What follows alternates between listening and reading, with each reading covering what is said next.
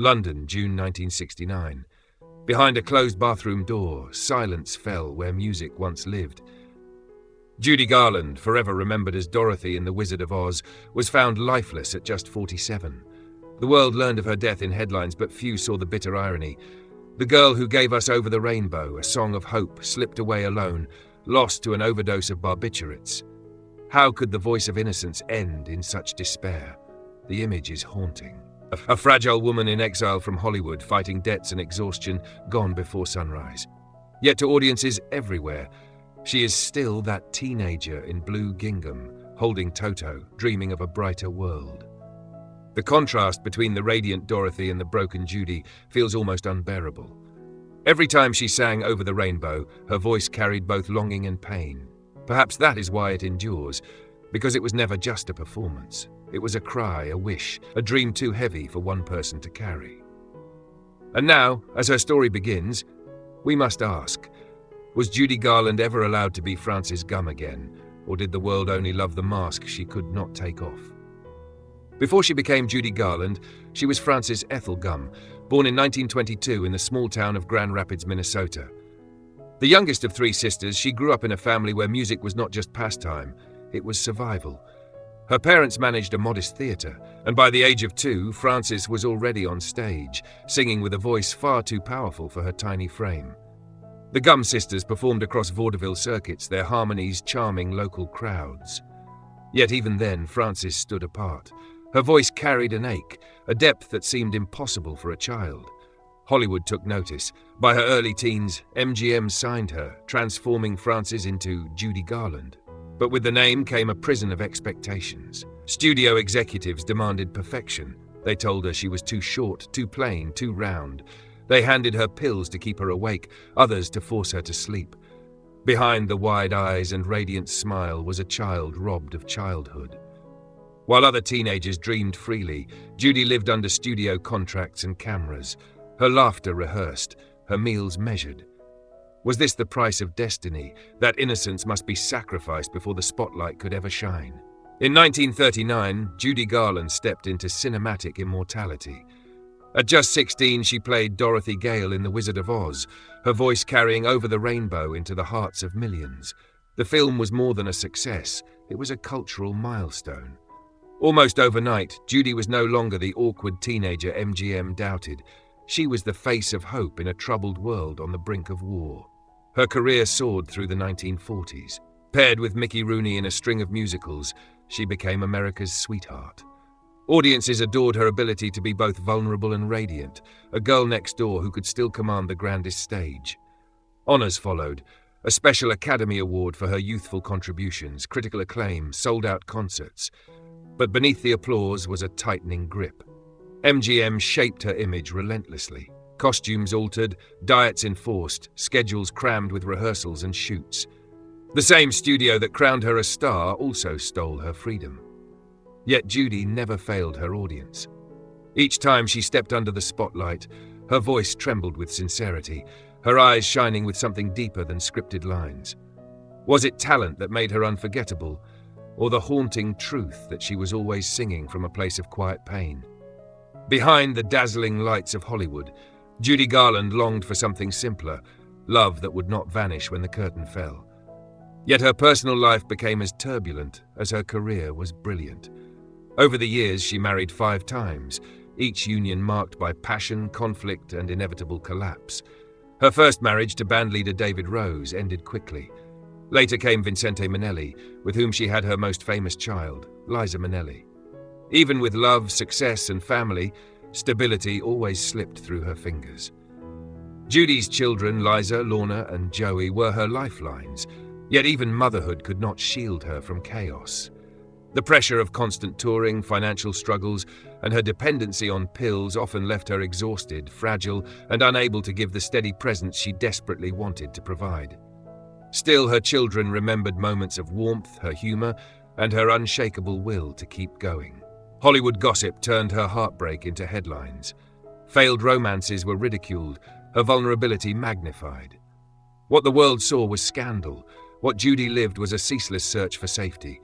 She gave the world her songs, but in her private life she only wished for one thing: a home where she could finally rest. As the years passed, the cost of Judy Garland's brilliance became painfully clear. MGM, once her kingdom, eventually released her when her health faltered and her reliability waned. The endless cycle of stimulants to perform and sedatives to rest left her body fragile and her spirit exhausted. What began as studio management of a young star turned into a lifelong battle with dependency. She tried to reinvent herself through stage performances and television appearances, but behind the curtain she was unraveling. Financial troubles mounted. Mismanagement and reckless spending left her burdened with crushing debts. Concert tours became less about artistry and more about survival. Each night she sang as if her life depended on it, because in many ways it did.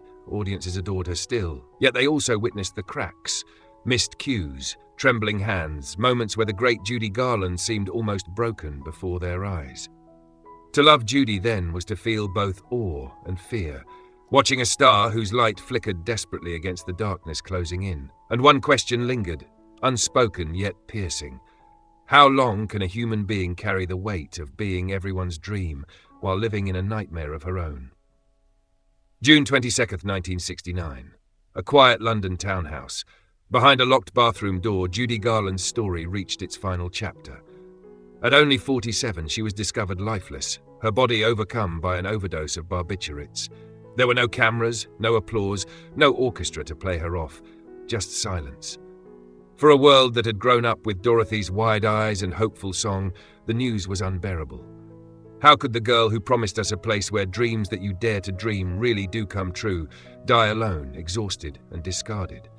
Friends and fans wept, yet Hollywood itself seemed strangely cold. Her funeral, modest in scale, was attended by only a fraction of those who had once profited from her glow. And here, imagine for a moment, you, standing at that door, hearing nothing but emptiness. Could you bear the irony that one of the greatest voices of the century ended not with a final note, but with silence? Her death was not just the loss of a star, it was the collapse of an illusion. Judy Garland had carried the world's dreams for decades, but no one had carried her. In the end, the rainbow she sang about remained just out of reach. Though Judy Garland's life ended in tragedy, her legacy refused to fade. The Wizard of Oz remains a timeless classic, and Over the Rainbow was later named the greatest movie song of the 20th century. The notes of that melody still echo in theaters, radios, and living rooms, carrying with them both hope and heartbreak. Her daughter, Liza Minnelli, stepped into the spotlight, carving her own legendary career on Broadway and film. In every performance, echoes of Judy's resilience and artistry could be felt, as if her spirit had passed the torch. Garland's two other children, Lorna and Joey, also carried pieces of her memory, proof that love, however chaotic, endured through blood and song. Beyond family, Judy became an enduring symbol for communities who saw themselves in her struggle. The LGBTQ+ community in particular embraced her as an icon, a woman who embodied both fragility and unbreakable strength, who sang of a dream somewhere while fighting to survive the harshness of reality. Today, when her recordings resurface, when her films are replayed, audiences still feel her presence. Judy Garland's body may have been laid to rest, but her voice remains immortal, forever whispering that even in despair, there is still the possibility of a rainbow. Judy Garland's story lingers like a haunting refrain, part triumph, part tragedy. She gave the world songs that still inspire tears and dreams, yet behind those notes lived a woman worn down by relentless demands. Her life reminds us that fame can dazzle but also destroy, that applause can echo while the soul stands alone.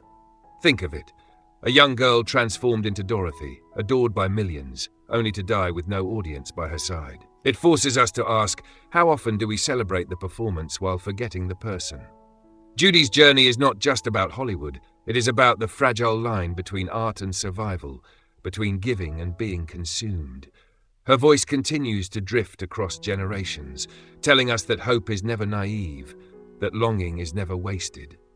Each time Over the Rainbow plays, we remember not only Dorothy's dream, but Judy's fight to be seen as more than a starlet, more than a product. Judy Garland's story is more than a biography. It is a reminder of how fragile even the brightest stars can be. Her voice gave the world comfort, yet her own heart was left searching for peace. If her journey moved you, if you felt the weight of her longing in every note of Over the Rainbow, then take a moment to reflect with us. Share your thoughts below. What part of Judy's life touched you the most? Your voice matters. By leaving a comment, you help keep Judy's memory alive, not as a headline of tragedy, but as a woman who gave everything to her art. Subscribe to our channel for more stories of artists whose lives remind us that behind every song, every smile, there is a truth worth remembering. Together, let us honor Judy by never letting her story fade.